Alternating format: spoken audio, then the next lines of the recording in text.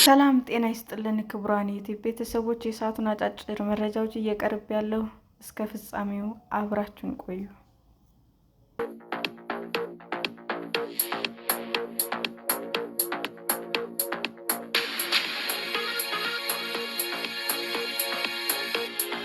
አሜሪካ በኢራኗ ጋርግ ደሴት ላይ የፈጸመችው ጥቃት በጦርነቱ ሂደት ላይ ምን ውጤት ይኖረዋል?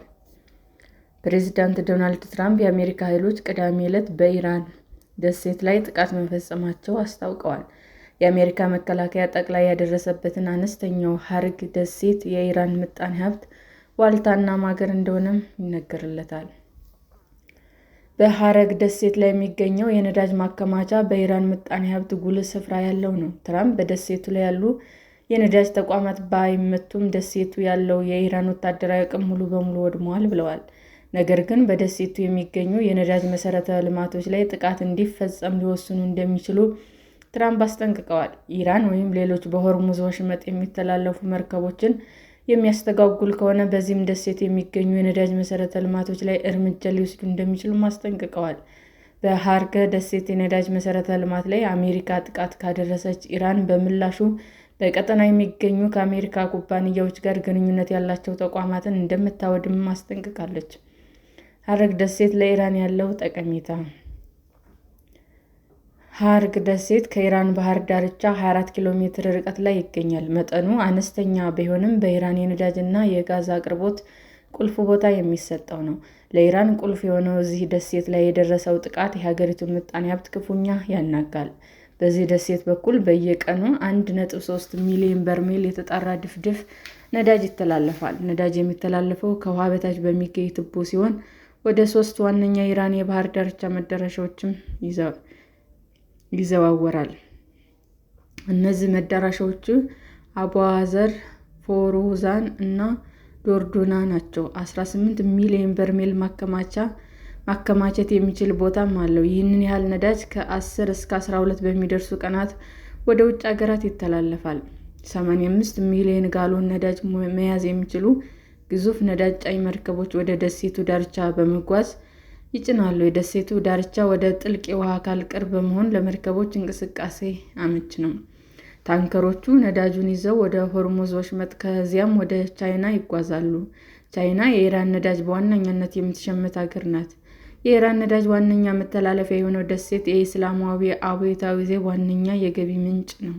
አሜሪካ ለምን የነዳጅ መሠረተ ልማት ላይ ጥቃት አልፈጸመችም?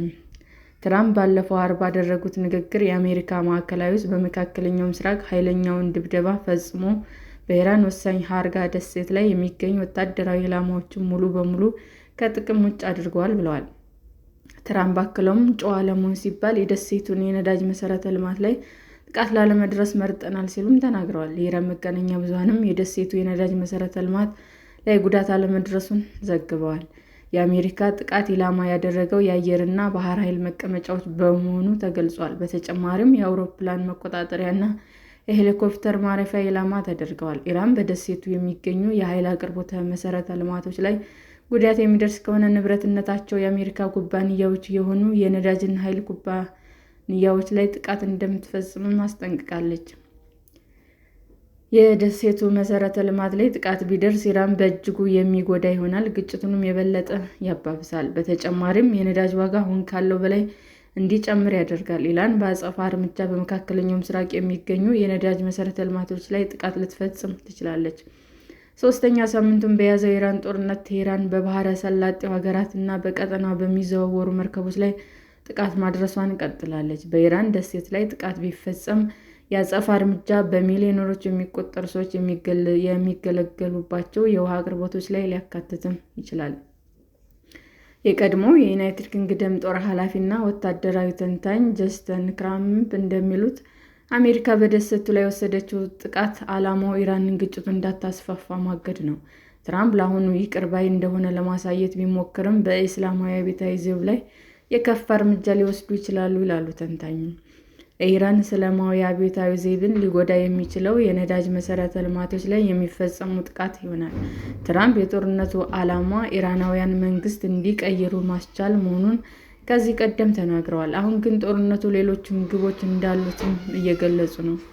ወታደራዊ ተንታኙ ጀስተን እንደሚናገሩት የኢራን ሀረግ ደሴት ላይ የሚደርስ ጥቃት የሀገሪቱን ምጣኔ ሀብት ለረዥም ጊዜ የሚያዳክም ነው። ከዚህ ቀደም በኢራን-ኢራቅ ጦርነት ወቅት የቴህራን የነዳጅ መሠረተ ልማት እንደተጎዳና መልሶ ለማገገም ጊዜ እንደወሰደ በመጥቀስ ዳግመኛ ጥቃት የሚደርስ ከሆነ ለኢራናውያን የወደፊት ዕጣ ፈንታ አይበጅም ሲሉም ያስረዳሉ። አሜሪካ ደሴቲቱን መቆጣጠር ትችላለች? የአሜሪካ መከላከያ የኢራን ሀረግ ደሴትን ሊቆጣጠር ይችላል የሚል ስጋት ከዚህ በፊትም ነበረ። አሜሪካ ይህንን ደሴት ብትቆጣጠር በኢራን የነዳጅ ሽያጭ ላይ ከፍተኛ ጫና ያሳድራል። አሜሪካ ከዚህ ደሴት ወደ ቴህራን ጥቃት መፈጸም ትችላለች።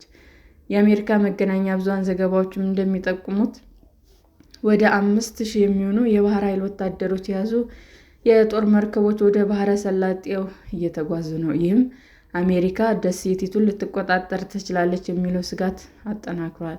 ደሴቱ በአሜሪካ እጅ ቢወድቅም የኢራን እስላማዊ አብዮታዊ ዘብ የገቢ ምንጩ ያጣል። ይህም ጦርነቱን የመቀጠል አቅሙን እንደሚያዳክሙ የቢቢሲ የደህንነት ተንታኝ ሚኪ ኬ ይናገራሉ። ከ2000 ዓመታት በፊት ከነበረው የፕሪሺያል ሥርወ መንግስት አንስቶ ሀረግ ደሴት በባህረ ሰላጤው ቁልፍ ስትራቴጂካዊ ቦታ ያለው ስፍራ ነው።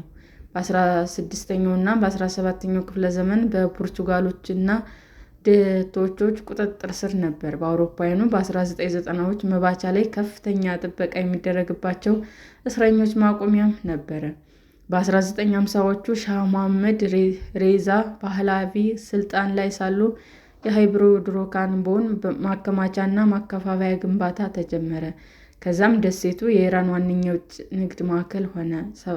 ስፋቱ 24 ስኩዌር ሜትር የሚሸፍነው ይህ ደሴት በ1960ዎቹ ወዲህ በኢራን የነዳጅ ንግድ ዋነኛ ማዕከል ሆኖ ቀጥሏል። የአሜሪካው ነዳጅ አምራች አሞኮም በግንባታው ተሳታፊ ነበረ። በ1979 የኢራን አብዮት እስከሚነሳ ድረስ አብዛኛው የደሴቱ መሠረተ ልማት በአሜሪካ ተቋማት ይዞታ ስር ቆይቷል።